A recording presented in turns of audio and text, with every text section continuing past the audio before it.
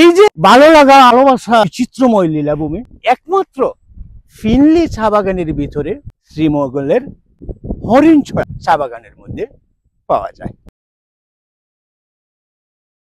আলতাফ মিয়ার কাছ থেকে যতটুকু জানতে পারলাম, আলতাফ মিয়া আমাকে বোঝাতে চেষ্টা করেছেন বাগানের ভিতর দিয়ে প্রান্ত থেকে বা দক্ষিণ প্রান্ত বিচ্ছিন্নভাবে দর্শনার্থীরা এসে থাকে।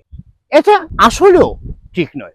আলতাফ মিয়া আমাকে আন্তরিকভাবে কথাটা জানাতে চেয়েছে। তো হচ্ছে যিনি ম্যানেজার, আপনারা কেউ যদি বাইরের থেকে আসতে চান, লীলাভূমি দেখতে খান না ভালো লাগে, সৌন্দর্য পূজারী মানুষ, কিন্তু আপনারা এখানে আসতে হলে পিনলে চা বাগানের ম্যানেজার, জেলা প্রশাসন অথবা উপজেলা নির্বাহী কর্মকর্তার কাছ থেকে অনুমতি নিয়ে আসেন, তাহলে এখানে আপনাদের নিরাপত্তার কোনো অভাব হবে না।